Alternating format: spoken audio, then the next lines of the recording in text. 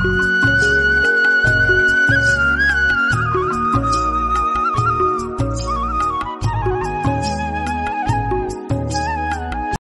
বছর আগে এক ছোট্ট গ্রামে থাকতো এক দম্পতি, আরিফ আর মায়া। তারা নতুন এই গ্রামে এসেছিল, কিন্তু কোনো কাজ পাচ্ছিল না। মায়া, সবাই এই গ্রামে কিছু না কিছু ব্যবসা শুরু করছে, আমরা কি শুরু করব? আমি ভাবছি এই গ্রামে যে ব্যবসা কারো নেই, সেই ব্যবসায় আমরা শুরু করব। এ কথা বলতে বলতেই মায়া আরিফের জন্য তন্দুরি চিকেন নিয়ে আসে।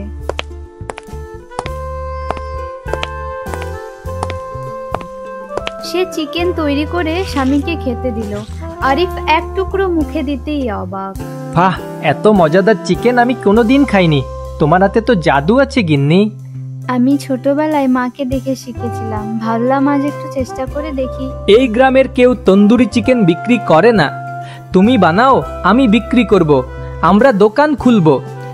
কিন্তু এটা তো একটা গ্রাম, গ্রামের মানুষরা কি এইসব খাবার খাবে? কেন খাবে না? অবশ্যই খাবে। পরের দিন সকালে তারা চিকেনের দোকান বসালো আর বিক্রি করতে নিয়ে গেল। সুগন্ধে পুরো রাস্তা ভরে উঠলো।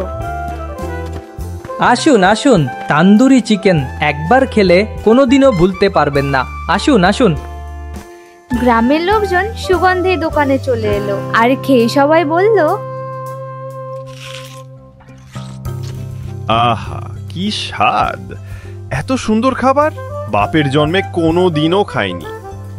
আর এইভাবেই তাদের দোকান খুবই তাড়াতাড়ি অনেক বড় হয়ে গেল।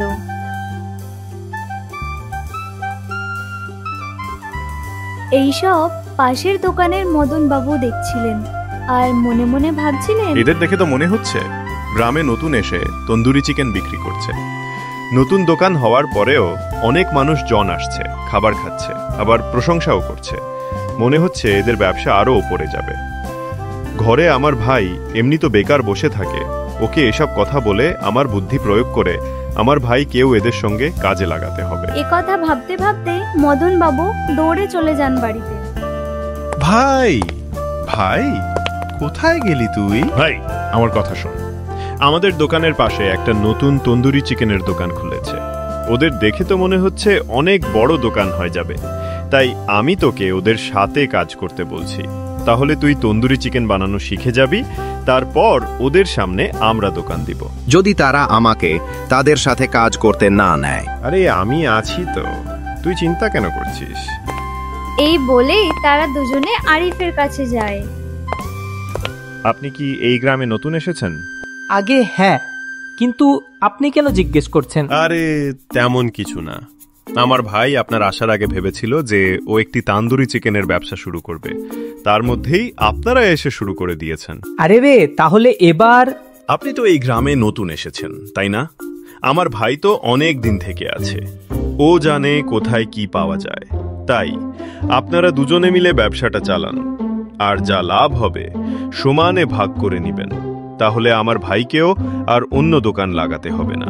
আমরা এই গ্রামে নতুন এসেছি, যদি এর ভাই আমাদের সঙ্গে টেক্কা দেওয়ার জন্য সামনে দোকান লাগাই, তাহলে তো সবাই ওদের দোকানেই যাবে, কারণ গ্রামে ওদের সবাই চেনাশোনা। যদি আমি আমার সঙ্গে কাজে নিই, তাহলে কোন সমস্যা হবে না, আর ব্যবসাতেও অনেক লাভ হবে। হ্যাঁ হ্যাঁ, আপনি ঠিকই বলেছেন, আমার কোন সমস্যা নেই দুজনে ব্যবসা করতে। তাহলে ভাই, মন দিয়ে ভালোভাবে ব্যবসাটা কর। তারপর থেকেই মায়া চিকেন তন্দুরি বানাতো আর মোহন সবাইকে খেতে দিত, আর আরিফ সবার কাছ থেকে টাকা নিত। আর এইভাবেই অল্প কিছু দিনের মধ্যে তাদের ব্যবসা অনেক বড় হয়ে যায়। আর গ্রামে মায়ার হাতের চিকেন তন্দুরি খাওয়ার জন্য লোকের তো ভিড় জমে যেত।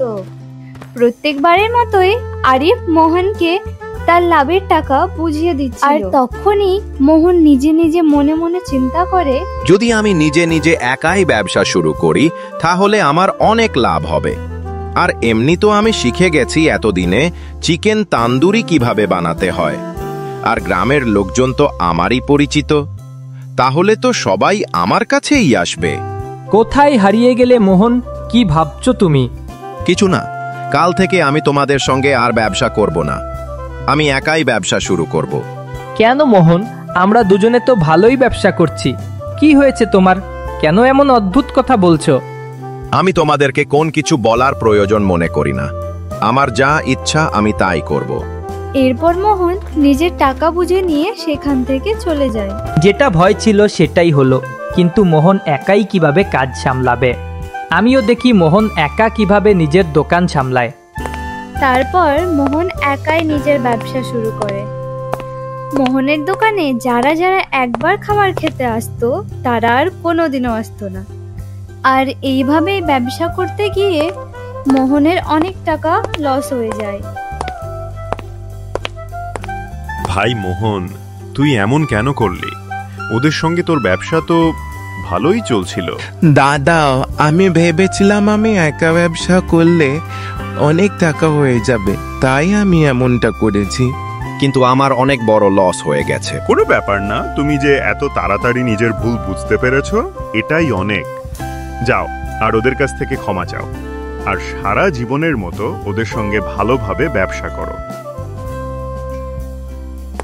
এ কথা বলে তারা দুজনেই আরিফের কাছে যায়। আমাকে মাফ করে দিন, আমি লোভে পড়ে গেছিলাম, আমার ভুল হয়ে গেছে।